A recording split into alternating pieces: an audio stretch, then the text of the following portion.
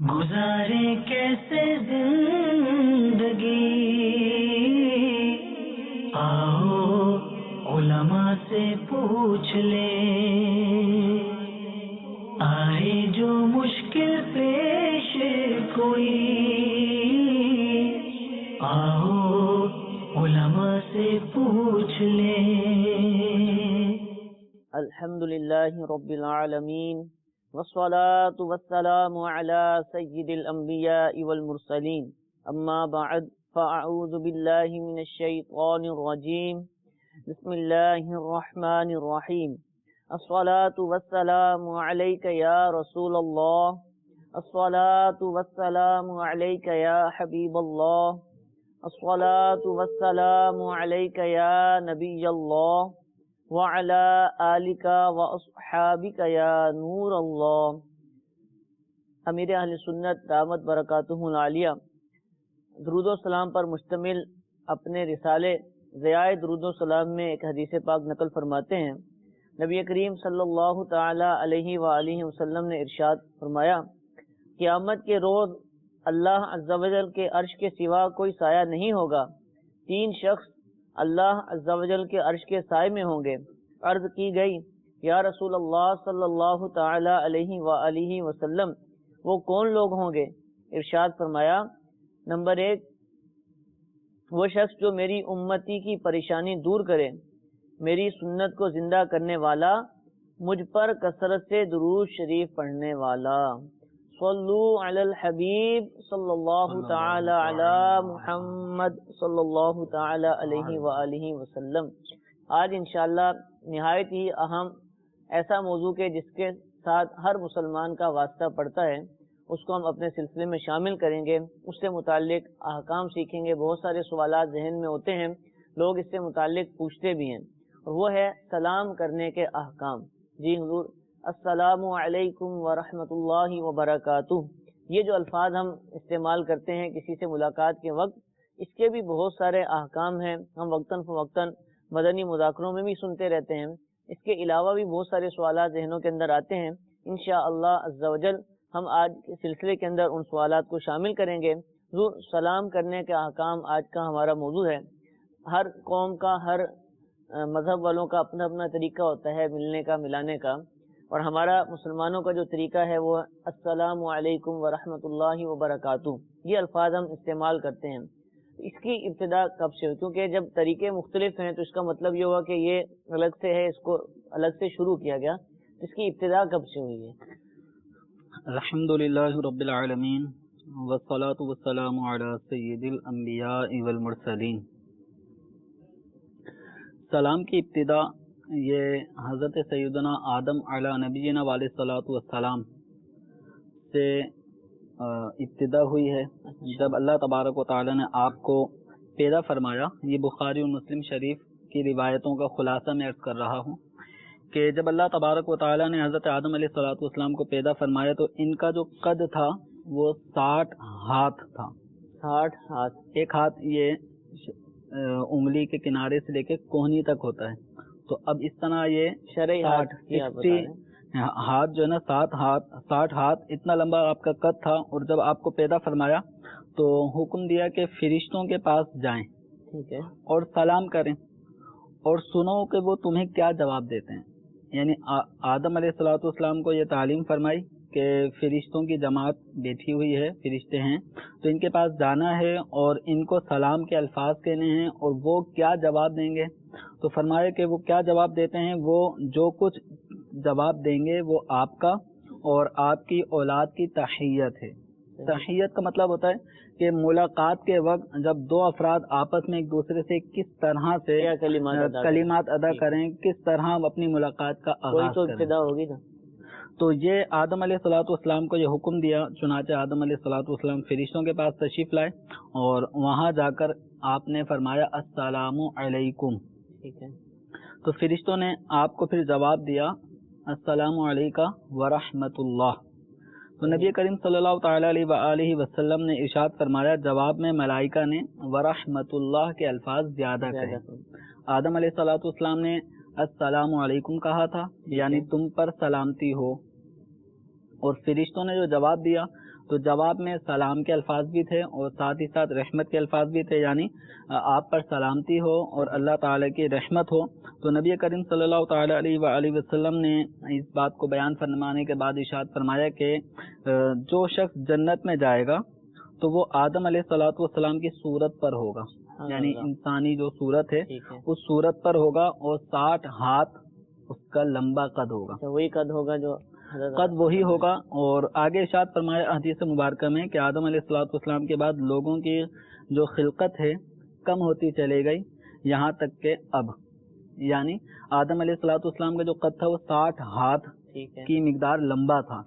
پھر آپ علیہ الصلوۃ والسلام کے زمانہ جو آگے بڑھتا چلا گیا تو قد میں بھی کمی ہوتی چلے گئی، اور آج کل جو اب قد ہے جو نارمل لوگوں کا وہ 6.5 فٹ یہ اس وقت نارمل چل رہا ہے، اور اس سے مزید بعض اقوام ایسی ہیں جن کے قد چھوٹے ہیں، وہ شاید ان کے ہاں 5 فٹ کا بھی آدمی لمبا سمجھا جاتا ہو۔ تو بہت ساری اقوام ایسی ہیں کہ جن میں اس وقت 6 فٹ کے افراد ہوتے ہیں عمومی طور پہ۔ اب یہ 5 اور 6 فٹ یہ ایک نارمل قد ہمارے یہاں پہ چل رہا ہے، اس کے مابین لوگوں کے قد ہوتے ہیں، اور مزید اس کے اندر کمی ہوتی جا رہی ہے، یعنی بہت چھوٹے قد کا انسان اب پرانی قبریں کی مزارات نظر آتے ہیں تو وہ بہت لمبے لمبے ہوتے ہیں، جو ہم دیکھتے ہیں کہ کئی گز لمبی جو قبریں ہوتی ہیں، تو بعض اوقات یہ انبیاء کرام علیہ الصلوۃ والسلام کی قبور بھی واضح ہوتی ہیں، مشہور ہوتا ہے کہ یہ فلاں نبی علیہ الصلوۃ والسلام کی قبر ہے۔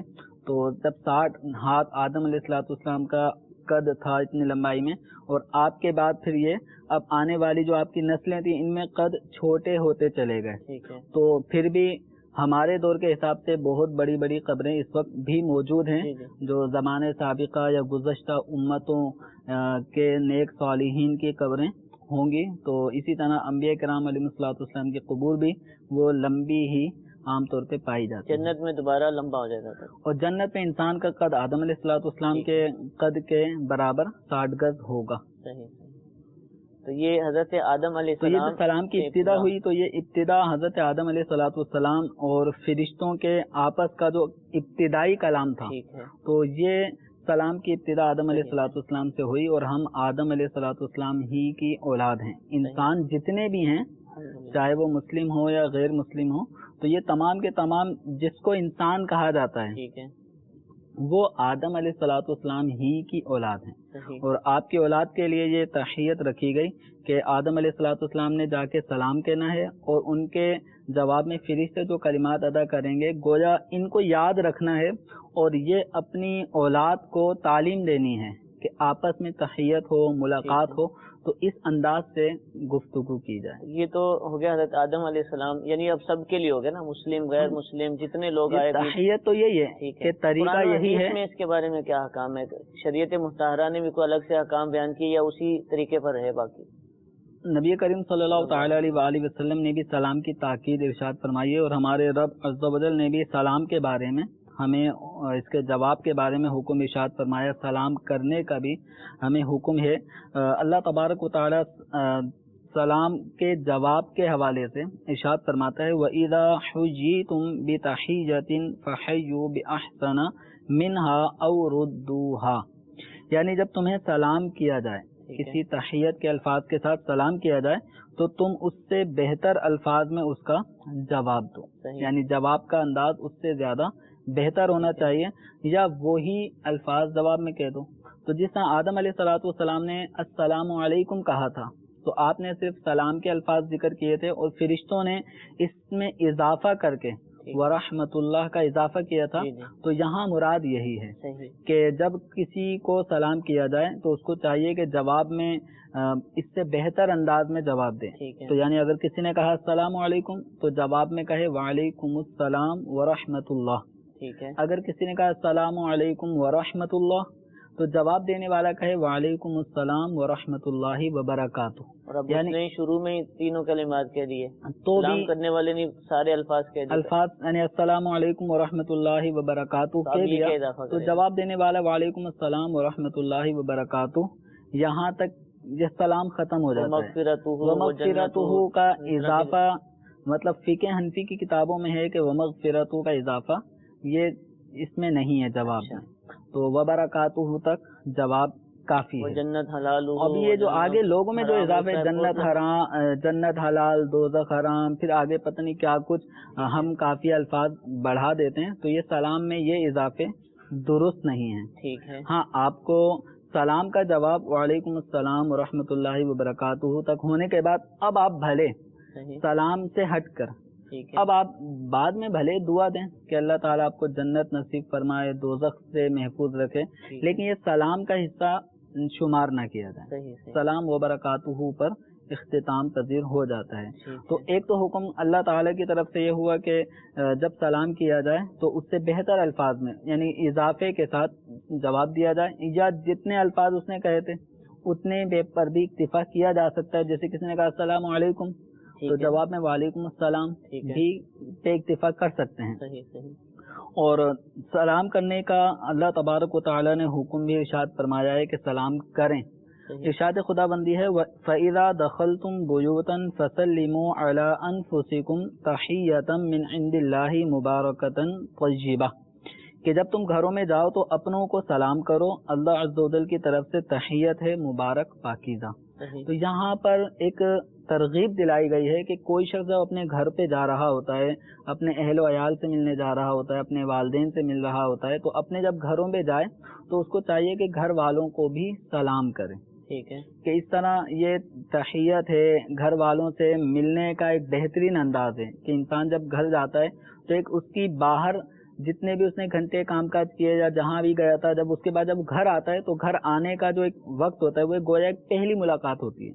تو اس پہلی ملاقات کا انداز یہ ہونا چاہیے کہ آنے والا اپنے گھر والوں کو گویا سلامتی کی دعائیں دے رہا ہو، اللہ تعالیٰ کی رحمت نازل ہونے کی دعائیں دے رہا ہو، اس کی برکتیں حاصل کرنے کی دعائیں دے رہا ہو. تو اس طرح ہمیں قرآن پاک نے ذکر فرمایا اور احادیث مبارکہ میں بھی سلام کے حوالے سے کافی ترغیب دلائی گئی ہے.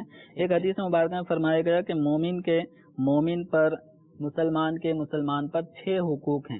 تو ان 6 حقوق میں ایک یہ ہے کہ بیمار ہو جائے تو اس کی عیادت کریں، جب وہ انتقال کر جائے تو جنازے میں شرکت کریں، جب اس کو وہ بلائے دعوت کرے تو اس کی دعوت پہ حاضر ہو، اور جب اس سے ملے تو سلام کرے، جب اس کو چھینک آئے تو چھینک آنے پر جب وہ الحمدللہ کہے تو اس کے جواب میں یرحمک اللہ کہہ کر اس کا جواب دے.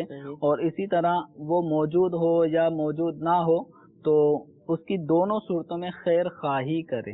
خیر خواہی کرے مراد یہ کہ اس کی اچھائی طلب کرے، اس کے حق میں بہتر سوچے، بہتر کام جو کر سکتا ہے وہ کرے، اس کے نقصان والے کام میں مبتلا نہ ہو کہ اس کو ضرر پہنچانے کی فکر کر رہا ہو، سوچ رہا ہو، اس کو تکلیف پہنچائے.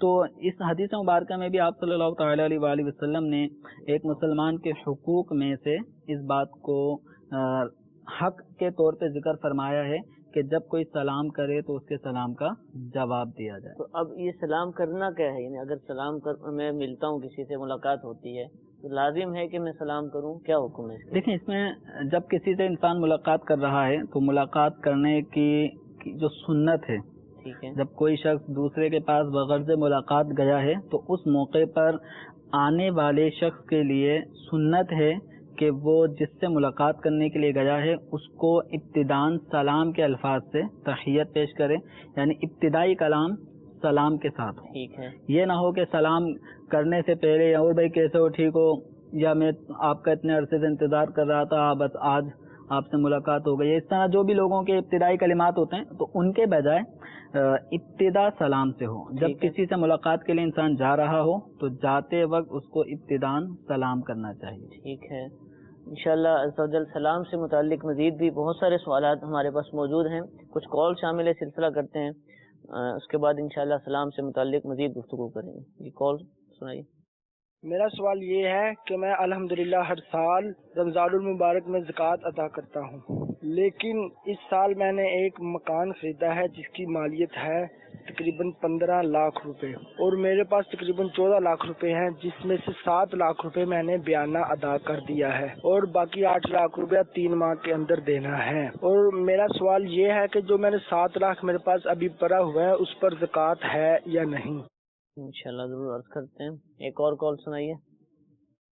میں اسامہ بات کر رہا ہوں بہاولپور سے. میرا سوال یہ ہے کہ اگر مسجد میں دو بندے نمازی ہوں, ایک امام اور دوسرا نماز پڑھنے والا, تو اس ٹائم نماز پڑھنے کا کیا حکم ہے؟ اگر دو سے زیادہ بندے نماز پڑھنے والے ہیں تو اس وقت نماز کا کیا حکم ہے؟ جی انشاءاللہ عرض کرتے ہیں. حضور زکوٰۃ ادا کرتے ہیں. اس سال جو ہے پیسے موجود تھے لیکن مکان خرید لیا ہے, آدھی پیمنٹ کر دی ہے بیانے کے طور پر, آدھی باقی ہے, ابھی اس کو کرنا ہے, قرض ہے ان کے اوپر ایک طرح کی, تو اب کیا زکوٰۃ ہوگی اس کے اوپر؟ اگر جیسے سال پورا ہونے سے پہلے ہی انہوں نے کوئی مکان خریدا ہے, جی جی, یعنی مثال کے طور پہ یکم رمضان کو ان کی زکوٰۃ کا سال شروع ہوتا تھا, ٹھیک ہے, اور یکم رمضان پہ سال پورا ہوگا اور ان کو زکوٰۃ دینا لازم تھی, لیکن انہوں نے شعبان المعظم میں ہی کوئی مکان خرید لیا ہے اور 15 لاکھ ان کے اوپر پاس موجود تھے. سال پورا ہونے سے پہلے مکان خرید لیا, 7 لاکھ پیمنٹ دے دی, 8 لاکھ قرضہ ان کے اوپر مزید باقی ہے, اور 7 لاکھ کی اماؤنٹ ان کے پاس موجود ہے, 14 لاکھ ان کے پاس موجود تھے. تو اس صورت میں یہ جو بقیہ 7 لاکھ ہیں یہ بھی ان کے اوپر قرضے کی صورت میں, یہ گویا ان کے اوپر قرض ہے جو بیچنے والا تھا اس کے طرف سے. تو یہ بقیہ 7 لاکھ جو ان کے پاس موجود ہے, اور 3 مہینے کا انہوں نے ٹائم لیا ہے, مزید 1 لاکھ اور ارینج کریں گے, تو یہ 8 لاکھ روپے کا ان کے اوپر ابھی قرضہ موجود ہے. تو سال اگر یوں پورا ہو جاتا ہے, یکم رمضان آ جاتا ہے, تو سال پورا ہونے کی صورت میں یہ 8 لاکھ روپے کے مقروض مانے جائیں گے.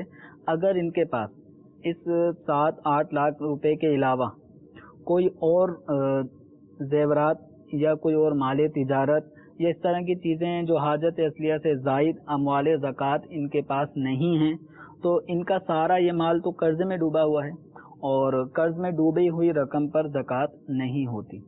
تو اس صورت میں ان پہ زکوٰۃ نہیں ہوگی. لیکن یہ اس پہ غور کر لیں کہ اس وقت یہ 15 لاکھ کا انہوں نے مکان خریدا, 8 لاکھ روپے قرضہ باقی ہے, تو کیا ان کے پاس مال تجارت ہے یا نہیں, کیا ان کے پاس مزید زیورات ہیں یا نہیں, یا انہوں نے پرائز بانڈ رکھے ہیں, ٹھیک ہے, یا ان کی الگ سے BC انہوں نے ڈالی ہوئی ہے, وہاں پر بھی پیسے جمع ہو رہے ہیں. تو یہ کوئی ایسی تفصیل ہے کہ جن تفصیل کو یہ بیان کریں گے تو واضح طور پہ 2 ٹوک ان کو بتایا جا سکتا ہے کہ آپ پہ زکوٰۃ ہے یا نہیں. ٹھیک ہے.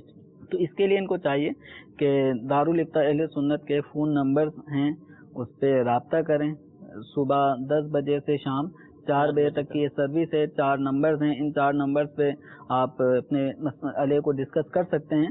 اور اگر دارالفتہ اہل سنت آپ کے اپنے شہر میں موجود ہو تو بالمشافہ وہاں جا کر مفتی صاحب سے اپنے مسئلے کو ڈسکس کریں, تاکہ اور بھی بہت ساری چیزیں سیکھنے کو ملیں گی, کیونکہ زکوٰۃ کے حوالے سے سوالات بھی بہت سارے کرنے پڑتے ہیں. بالکل, تو اس لیے نمبر پر ابھی مطلب یہ ہے نا, انہوں نے سوال کیا, ان کے سوال کو سن کر جواب دیا تو ہے, لیکن فائنلی حتمی جواب نہیں ہو پا رہا, کیونکہ ان کی مالی پوزیشن معلوم نہیں ہے. تو اس لیے دارالفتہ آئیں گے تو یہ زیادہ بہتر ہے, ورنہ فون پہ بھی رابطہ کر سکتے ہیں. ٹھیک ہے, جزاک اللہ.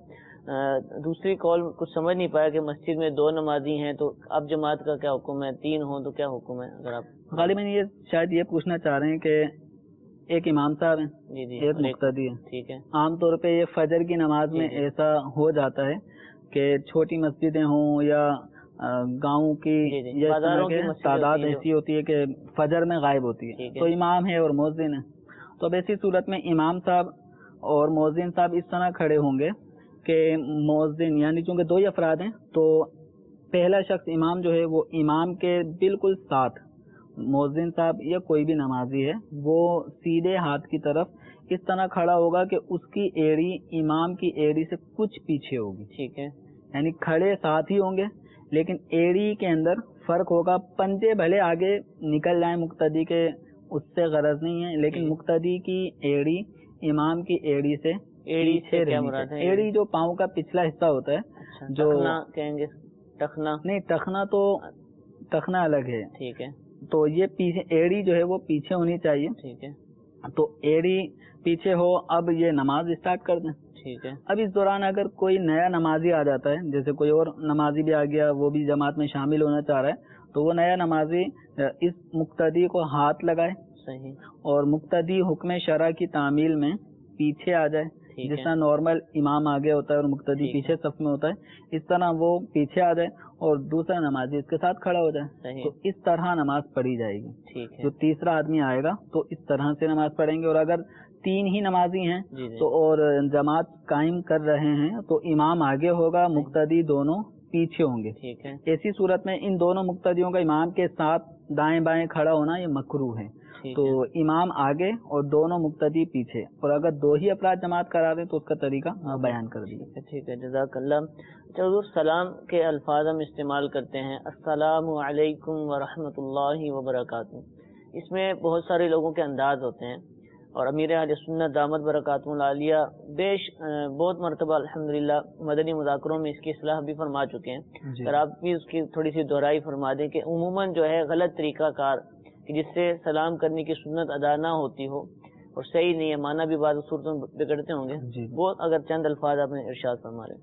دیکھیں، اس میں ہماری ایک تعداد ہے جہاں دیگر یعنی قرآن پاک کی صورتیں بھی اگر یاد ہوتی ہیں تو ان صورتوں کو بھی وہ اس طرح پڑھ رہے ہوتے ہیں کہ اگر ان کا سنا جائے تو ٹھیک ٹھاک۔ سورہ کوثر ہی کو لے لیں، ٹھیک ہے اس سورہ کوثر کے اندر بھی بہت ساری غلطیاں لوگ کر رہے ہوتے ہیں۔ سورہ اخلاص سن لیں، اس میں بھی بے شمار غلطیاں کر رہے ہوتے ہیں، حالانکہ 3 آیتوں پر یا 4 آیتوں پر یہ مشتمل ہے۔ تو اس صورت میں اب جو سلام ہے تو یہاں پہ بھی غلطی کرتے ہیں، بہت سارے الفاظ لوگوں کے سلام کا رواج یہ پڑ چکا ہے، السلام علیکم، ٹھیک ہے السلام علیکم، ٹھیک ہے تو السلام علیکم، ٹھیک اب ہے یہ بچوں کو بھی السلام کر رہے ہوتے ہیں۔ ٹھیک ہے، تو اسی طریقے سے بہت سارے لوگوں نے اپنے طور پہ تلفظ بنایا السلام ہوا ہے۔ علیکم اس طرح کہتے ہیں۔ ہاں، تو یہ طریقہ غلط ہے، اصل جو تلفظ ہے وہ ہے السلام علیکم ٹھیک ہے ورحمۃ اللہ وبرکاتہ۔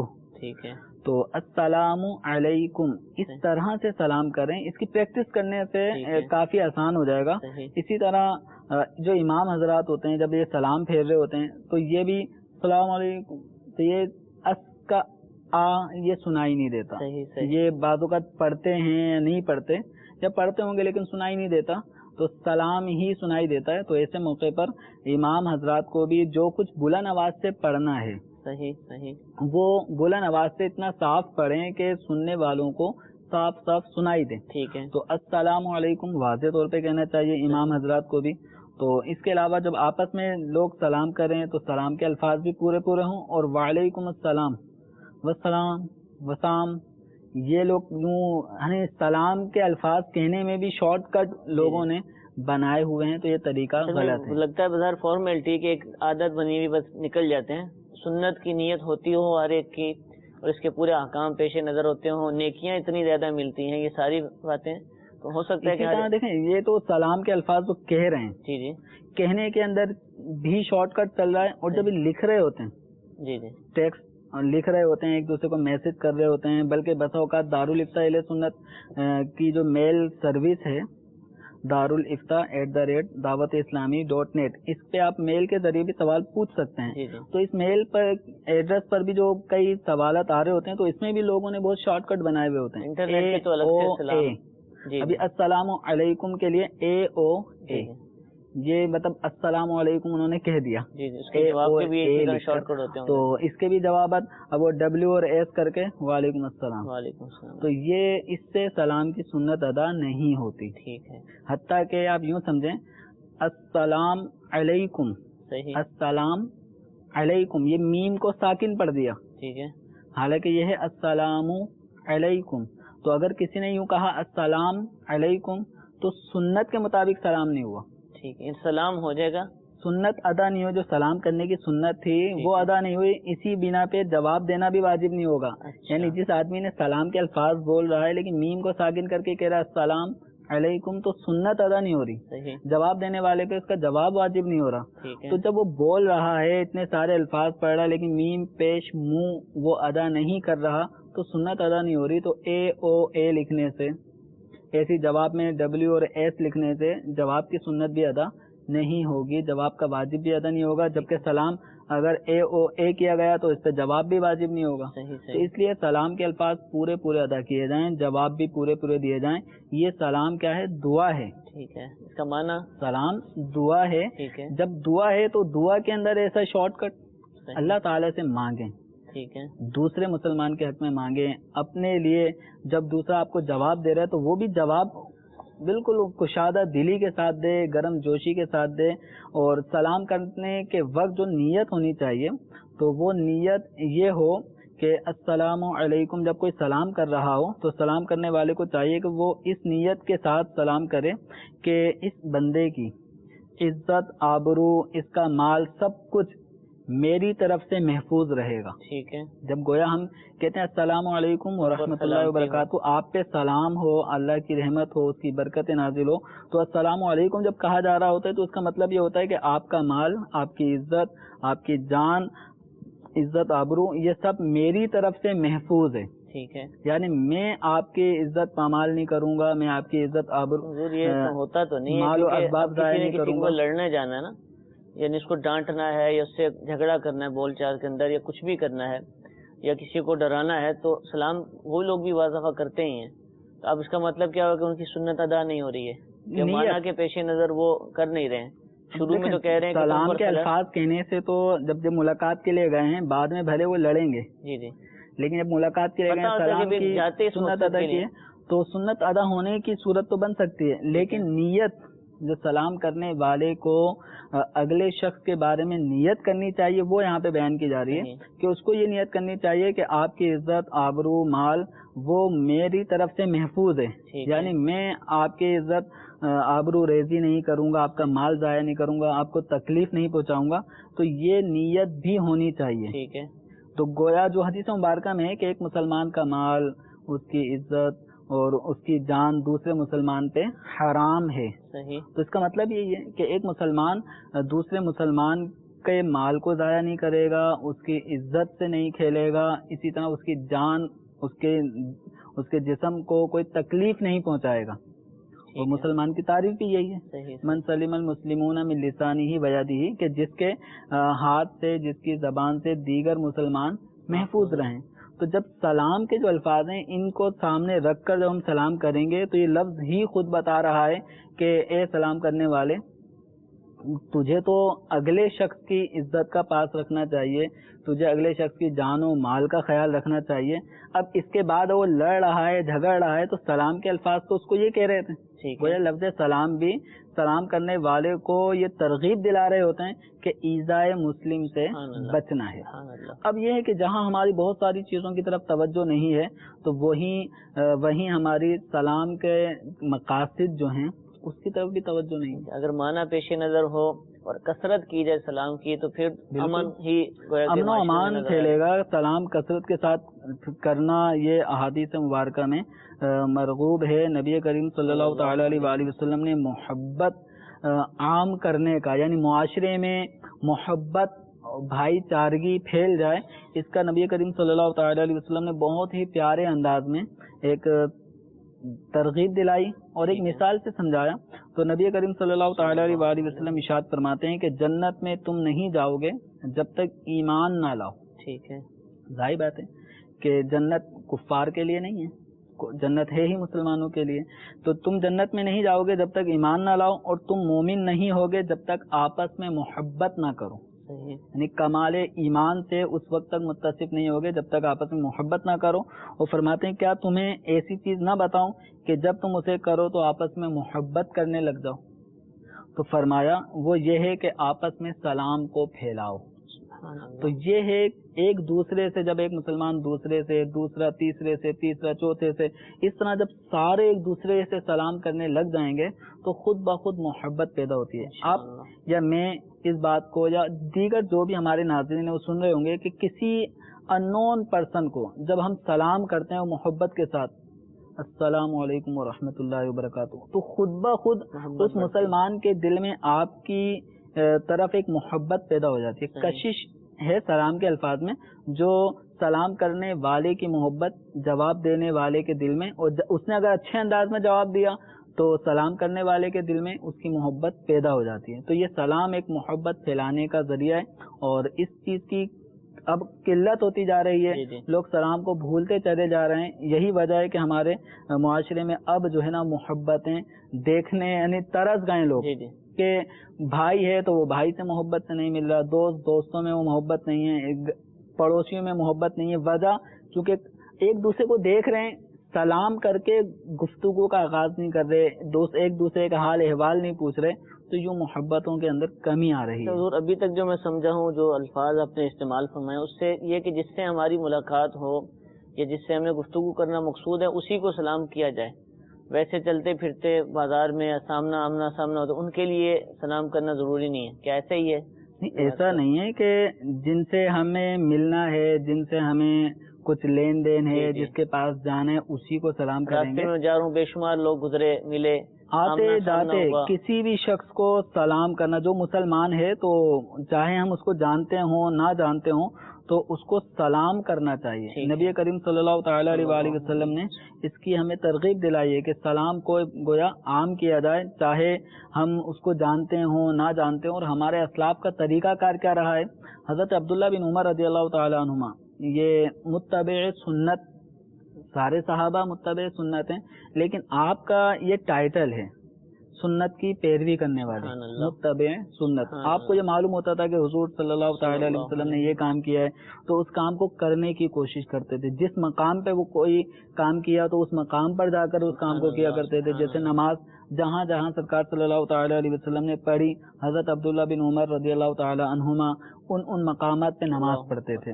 تو یوں ہی جب سرکار صلی اللہ تعالی علیہ ہجرت کے راستے پر بھی شریعت تشریف لے گئے, جی تو بہت یعنی مکہ مکرمہ سرکار صلی اللہ تعالی علیہ وسلم حج کے لیے آئے, تو اس مقام پہ جہاں جہاں سفر حج میں جہاں نماز پڑھی, واپسی میں مدینے کی طرف جب آئے تو وہاں جہاں نماز پڑھی, تو اس میں پوچھتے تھے, لوگوں سے پوچھتے تھے, ان کے گھروں میں پوچھا کرتے تھے کہ حضور صلی اللہ تعالی علیہ وسلم نے نماز کہاں پڑھی ہے, تو اس مقام پر پھر آپ 2 رکعت نماز پڑھا کرتے تھے. اس مقام کی برکت حاصل کرنے کے لیے یہ حضرت عبداللہ بن عمر رضی اللہ تعالی عنہما کا طریقہ کار تھا. تو چونکہ سلام حضور صلی اللہ تعالی علیہ وسلم نے اس کی ترغیب دلائی ہے اور اس کے ذریعے محبتیں پھیلتی ہیں, تو حضرت عبداللہ بن عمر رضی اللہ تعالی عنہما کا کیا عمل ہوتا تھا کہ یہ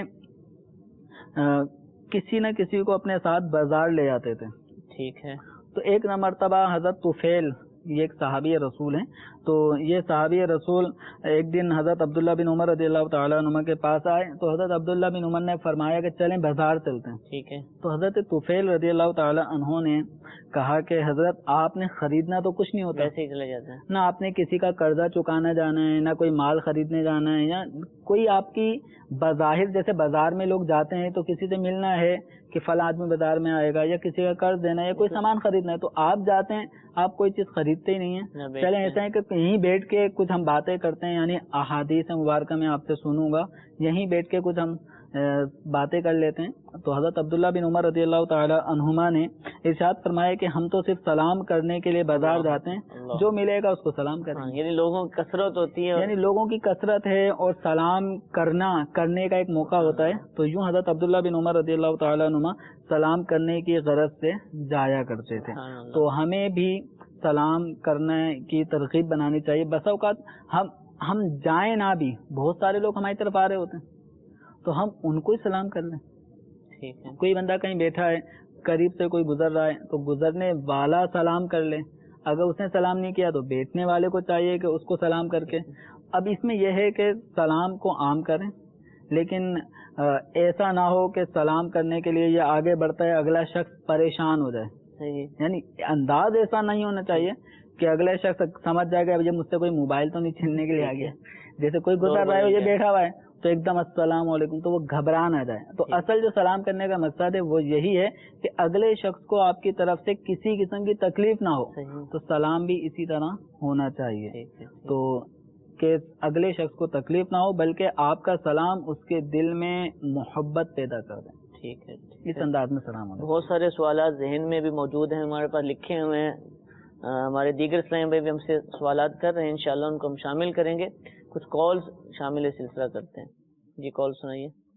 امجد رضا اتاری چوبارہ ضیاء کوٹ سے عرض کر رہا ہوں. میرا مفتی صاحب کی بارگاہ میں سوال ہے کہ خط یا SMS کے ذریعے سلام بھیجا جاتا ہے, کیا اس سلام کا جواب دینا واجب ہے, اور کیا یہ تحریری طور پہ جواب دینا واجب ہوگا یا زبان سے کہہ لینے سے بھی واجب ادا ہو جائے گا؟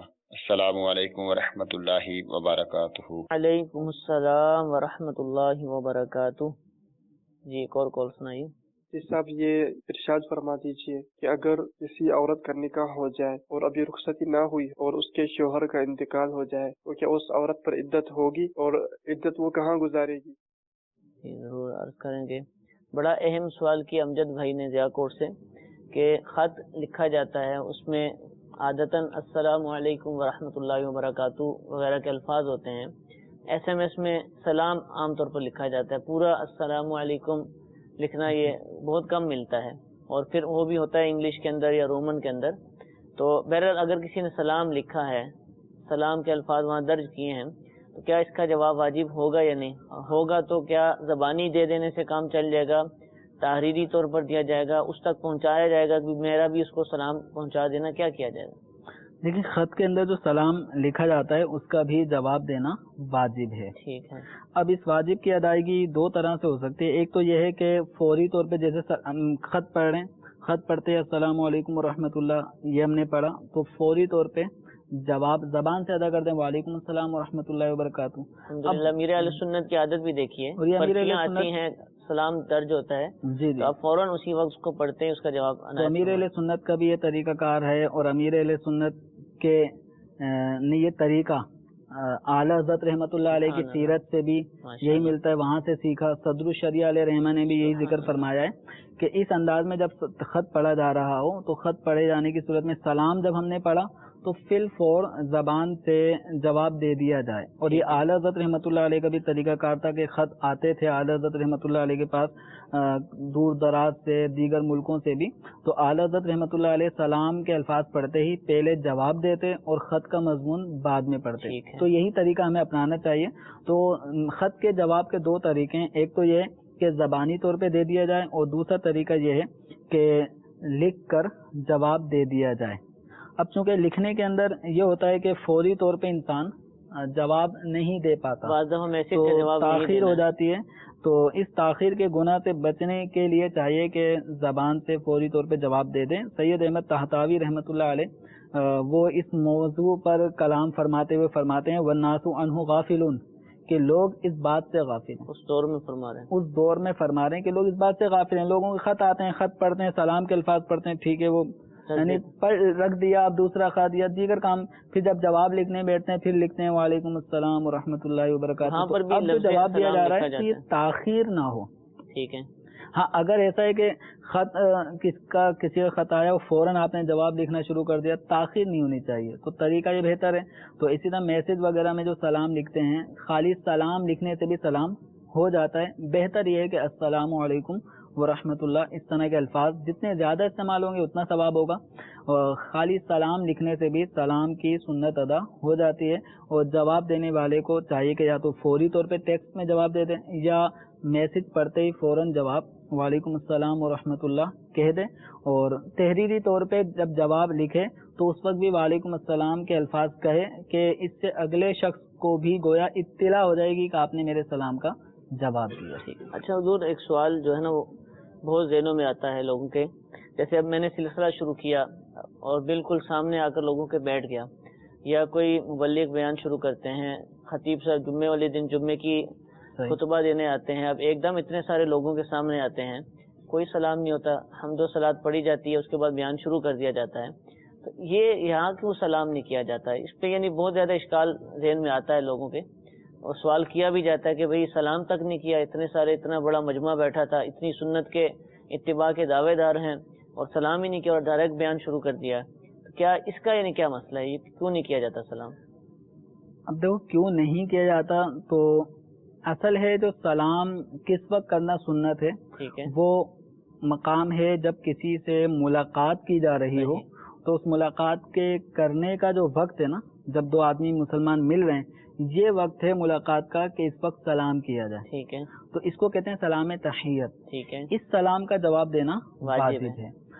इसके अलावा जहाँ मुलाकात नहीं हो रही, तो खतीब साहब जब आके मिंबर पे बैठ रहे हैं और उन्होंने बयान करना है, तो उन्होंने किसी मुक्तदी से मुलाकात नहीं करनी। ठीक है। ऐसे ही कोई उस तलबा दर्जे में बैठे हैं और उस्ताद आते हैं और आके पढ़ाता है, तो पढ़ाने की सूरत में वो तलबा से मुलाकात नहीं कर रहा, उसका एक काम है। इसे उस्ताद बैठा हुआ पढ़ा रहा है, कोई तालिब इल्म आता है تو طالب علم آیا ہے پڑھنے کے لیے، وہ استاد سے ملاقات کرنے کے لیے نہیں آیا، تو یہ مقام یعنی تعلیم تدریس کے یہ ملاقات والا انداز نہیں ہے. ٹھیک ہے. جب ملاقات یعنی ملاقات کے مواقع نہیں ہے، جب ملاقات کے مواقع نہیں ہے تو اس مقام پہ سلام کرنا سنت نہیں ہے. تو اگر کسی نے نہیں کیا تو اس پہ کوئی الزام نہیں ہے. ہاں اگر استاد ویسے ہی اپنے شاگرد سے کو بلاتا ہے کسی کام سے اور وہ شاگرد استاد کے پاس آتا ہے، ملاقات ہوتی ہے، اس مقام پہ شاگرد کو چاہیے استاد کو سلام کریں.